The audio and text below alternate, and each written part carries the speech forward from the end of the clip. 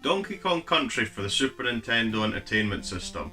A game that's been popping up a lot recently on some of the gaming pages I'm on Facebook, and that got me thinking it's a good time to go back and play this classic game. Now, when I was much younger, I had a Super Nintendo. It's really the first console I remember playing as a youngster, and guess what? I didn't play this back in the 90s. I was too busy playing Mario All-Stars, Super Castlevania, and Super Probotectors. I wasn't aware it existed until much later. It was back when I was in primary school when I first got introduced to this game. I was round at a friend's house around about the time when the PlayStation 2 was really kicking off and everyone was playing that at the time. When I got to my friend's house, I realised he still had a Super Nintendo and I was like, holy shit. So we had a look at some of the games he had, and Donkey Kong Country was the first one I seen. I loved it then and hadn't played it since now, after having it in my collection for God knows how many years now, along with the sequels.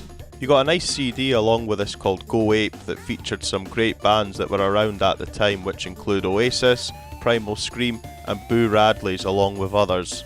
Anyway, let's have a look at Donkey Kong Country for the Super Nintendo Entertainment System. I hope you enjoy.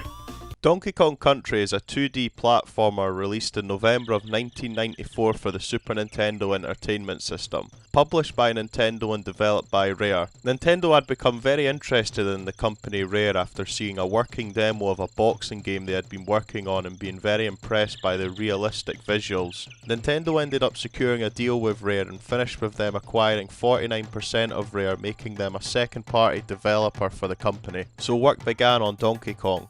Over an 18-month period, 20 people worked day and night on this game, and with the new technology they had at the time and how long it took to render a single 3D image. David Wise, the music composer for this game, said something along the lines of, "The team would go home and it would be a miracle if by the time they returned the next morning, rendering for a single image would be complete." That really is crazy for today's standards and shows how cutting edge the equipment they were working with back then. Throughout development, the character design for Donkey Kong went through many changes, trying to keep him original looking as possible, but decided with the final product to make him look more modern for the time. Though he was involved with the game, this was the first Donkey Kong title in which Shigeru Miyamoto wasn't producing and directing. Now the intro and brief history is out the way, let's take a look at the game. The story and introduction makes for some funny reading from the game's manual. It was a dark and stormy night. A small monkey named Diddy Kong cowered in fear. Donkey Kong had assigned Diddy Kong to be on guard duty to look after Donkey Kong's bananas and said he would be back at midnight to relieve him from his guard duties. Now he was alone in the thunder and lightning, not knowing the enemy, the Kremlins, were right round the corner planning a heist for Donkey Kong's bananas. The Kremlins jumped Diddy Kong, knocking him senseless. They secured Diddy Kong in a barrel and left him for dead. Unbeknown to the Donkey Kong clan, the Kremlins had stolen the stash of bananas.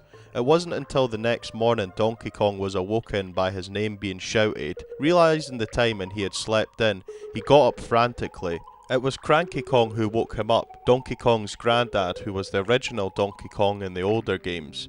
Bear with me with the Kong family tree though, it is really confusing. Donkey Kong rushes to where he left Diddy with his stash of bananas to find both the bananas and Diddy gone. It is from here you find Diddy in a barrel and set off on your travels to retrieve the stash of bananas back from the Kremlins.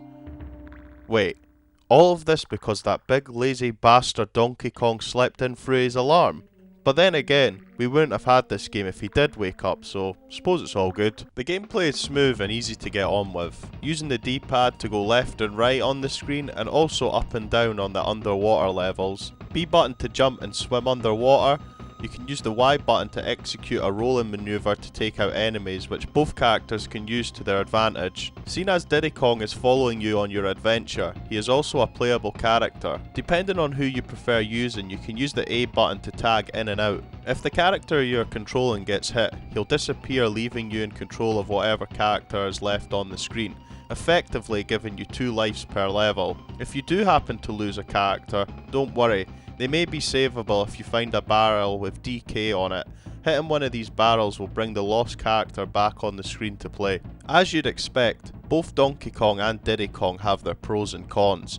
Donkey Kong is a lot slower than Diddy Kong, but can take on bigger and tougher enemies that Diddy Kong may struggle with.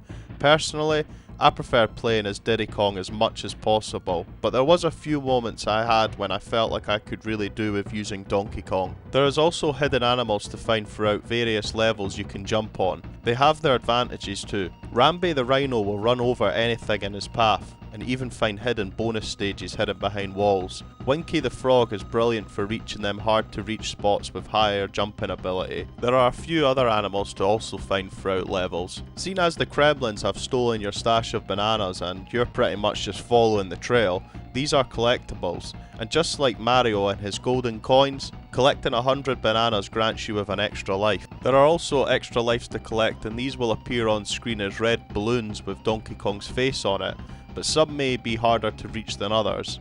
There is also letters to collect that spell out Kong. Collecting all 4 letters will also grant you an extra life. Apart from collectibles and levels, you will also encounter different enemies across the game. Of course, easier to deal with at the start of the game, but some being more difficult towards the end with erratic patterns, and also a bit more tougher. Times when I wish Donkey Kong was still on screen as mentioned before. The graphics are fantastic. But to be fair, I'm a sucker for Super Nintendo graphics for the most part. It really did stand out graphically from others at the time. They used pre-rendered graphics. The team built the main characters, enemies and levels in a high resolution in 3D, then converted into 2D to capture a lot of the high detail that they couldn't have included if they had done it straight in 2D without doing it in 3D first. Whoa. Nice little workaround there. Well, I say little, but I think about what David Wise said. That would have took ages, but hats off for the great detail. This title was one of the first mainstream games to use this method, and it paid off well, I'd say, and definitely stood out from the overcrowded market for games at the time. Now let's talk about the levels and environments. You play on Donkey Kong Island, which includes 6 different main locations which you need to play through to complete the game. These are Monkey Mines, Vine Valley, Gorilla Glacier, Kremlock Industries, Chimp Caverns, and Gangplank Galoon. I think I said that right. With there being these locations, they do stand out from each other with certain themes, but do repeat some of the same levels, but they are never the same in style of how you actually play that level. For example, in the underwater level, the first time you play it, it's fairly straightforward with how you get from A to B with a few minor obstacles in the way. Then later when you return to this level again in a different location, the layout will be a tad different and you'll be getting chased through the level by an enemy. This formula is also repeated for a couple of other levels you may think you've seen before, which to be honest I like. Keeping it familiar but adding an extra obstacle into the mix, keeping it fresh and exciting so you don't get too comfortable. As expected, they are easier to get through at the start, but the level of difficulty gradually goes up, but not in a brutal way. It's when they start adding in the exploding barrels that shoot you around, that's when I felt I was going insane. It felt a bit off at times when I was sure I timed it perfectly. It's definitely one of those types of games where you start getting wound up and it starts playing on you. With how big the map eventually gets, they make it easy for backtracking by introducing Funky Kong, who has the ability to fly you anywhere on the map free of charge. Also, the music that accompanies these scenes is class.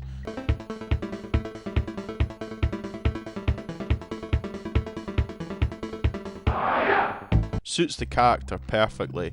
You will also come across Candy Kong. She is the person to go to when you wish to save your game. But my absolute personal favourite would have to be Cranky Kong. He gives you some hints and tips, but he's just an old school character, always picking on the two Kongs, slagging this era of gaming for its time, comparing it to the previous 8-bit era where lives and continues were rare and saying how easy they have it now. I can relate to this old bastard. All 3 characters can be found on each location you unlock. I will say this though, as easy to understand the island map as it is, I don't like the look of it. I think they nailed it perfectly in Mario 3, which came out 3 years prior to this. I don't know, it just feels empty to me. At the end of each location there is a boss fight, but they aren't much to shout about. A good bit of fun but nothing too challenging. That even goes for the last boss too. Some bosses even repeat themselves but add extra bit of difficulty to keep it fresh. Just meets it right in the middle for easy enjoyment, I'd say. Now anybody that knows me personally knows I absolutely love music.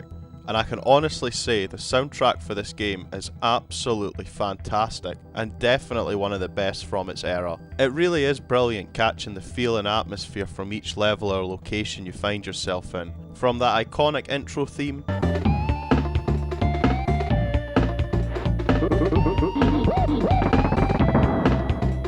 to my personal favourite, and I'm sure it's everyone else's, aquatic ambience.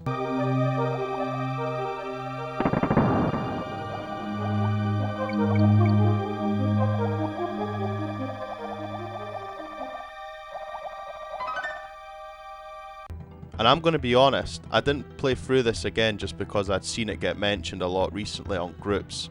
I'd heard this in a video I was watching and remembered it instantly. It struck a chord with me and it was nostalgia overload, and definitely one of my favourite pieces of gaming music to ever have been written. Bold statement, I know, but as brilliant the music is for this game, the actual in-game noises are brilliant too. From the monkey noises being played to show your trap partner is nearby in a barrel waiting to be saved. And also the chattering teeth from the crawling enemy, the claptrap.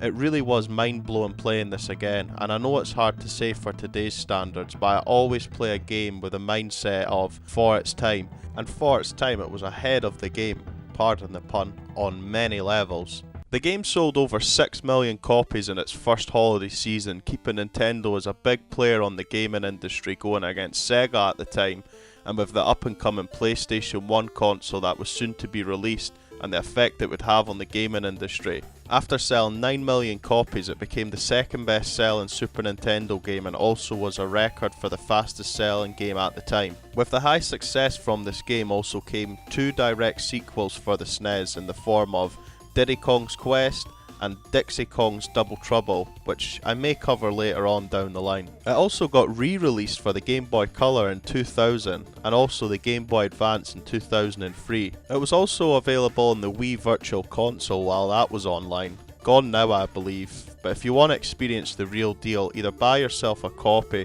or even a SNES Mini Classic which included this game. I really enjoyed my playthrough of this game. It really does capture that classic time when Nintendo, when they were bringing out some great platformers. Anyway, that was my video of Donkey Kong Country. If you enjoyed, please subscribe, leave a comment of your memories from the game, maybe when you played it back in the day or you've been playing it recently. And yeah, thanks, I'll see you in the next one.